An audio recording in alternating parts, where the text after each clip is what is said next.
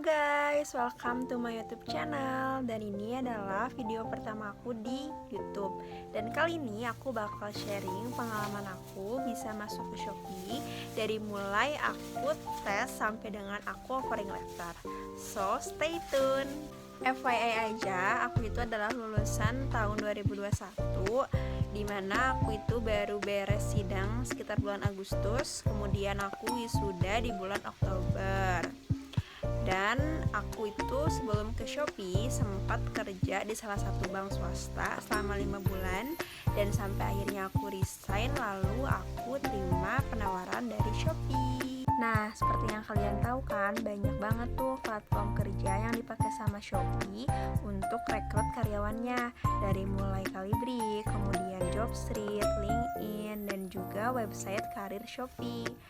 Kemungkinan besar sih kalau aku tembus di Jobstreet karena profil aku sempat dilihat sama HR-nya. Prosesnya itu cukup lama sih kalau menurut aku, soalnya aku itu apply di Jobstreet-nya sekitar tanggal 7 Januari dan ternyata ada pemberitahuan masuk ke email bahwa aku harus mengikuti tes online di tanggal 27 Januari. Jadi hampir 2-3 minggu sih ya aku nunggu. Untuk tesnya itu ngapain aja sih?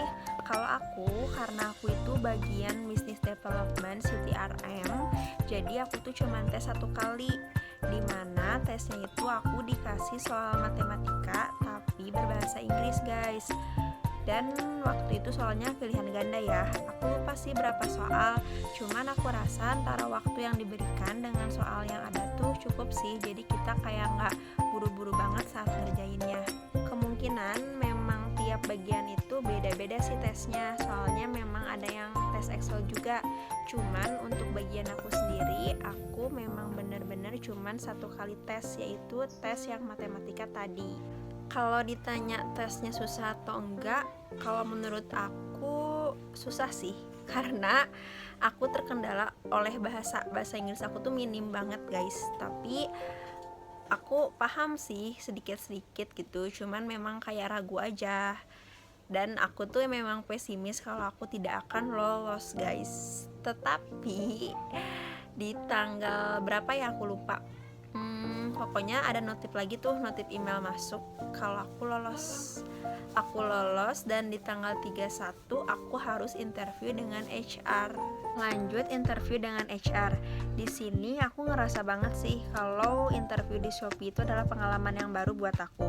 Karena aku kaget banget waktu masuk room meeting, aku tuh dibarengin dengan beberapa kandidat lainnya yang sama-sama nge-apply posisi Business Development itu guys.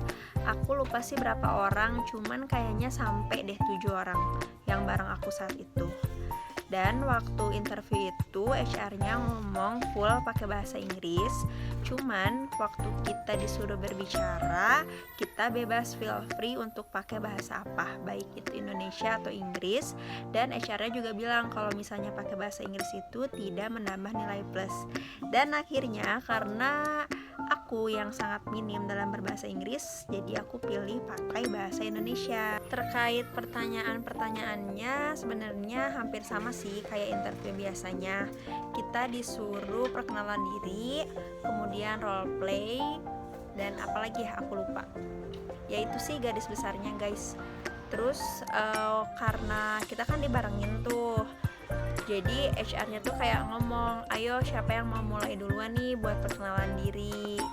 Dan dengan pedenya aku memulainya. Jadi aku adalah orang yang pertama memperkenalkan diri di situ guys, gitu. Karena aku mikirnya sih mungkin kepercayaan diri menjadi nilai tambah ya. Jadi waktu itu aku sesuai aja tuh menjadi orang yang pertama untuk memperkenalkan diri, gitu. Nah, selanjutnya ke sesi role play guys. Untuk role play ini sebenarnya enak sih, karena kita itu dikasih waktu sekitar 10 menit untuk mempersiapkan diri. Dan setelah itu HR-nya seperti biasa, kayak nanya siapa nih yang mau mulai duluan. Dan untuk role play ini aku menjadi orang yang kedua untuk melakukan role play, gitu.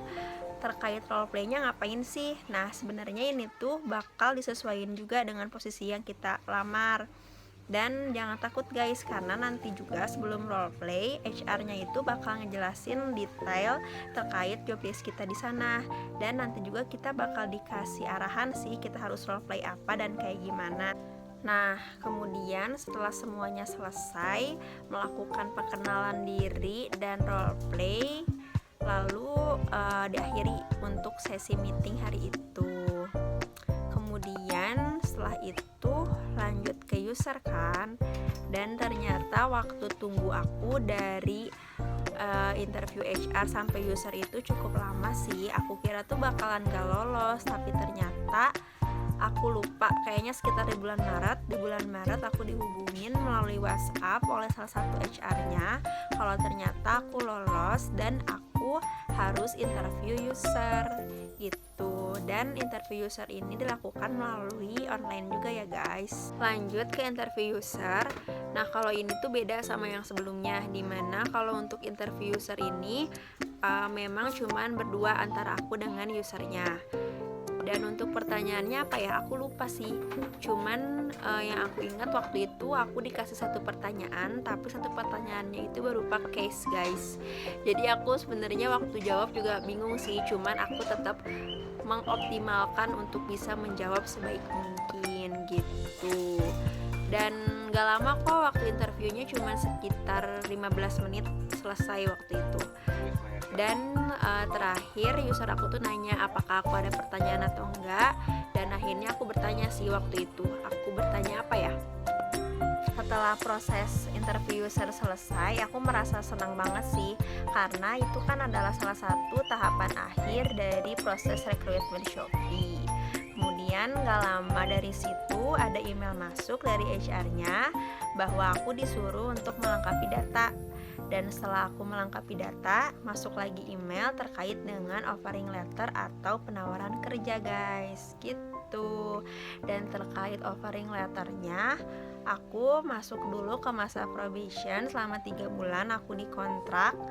Dan kemudian udah deh beres. Ini adalah bulan ketiga aku di Shopee, dan aku belum tahu apakah aku akan diperpanjang kontraknya atau enggak, karena kontraknya baru habis nanti di bulan Juli. Itu adalah pengalaman aku gimana aku bisa masuk ke Shopee guys. Semoga nanti kedepannya aku bisa sharing-sharing lagi ya terkait pengalaman aku dan apapun itu. Oke, buat kalian udah nonton sampai akhir, thank you ya. Bye bye.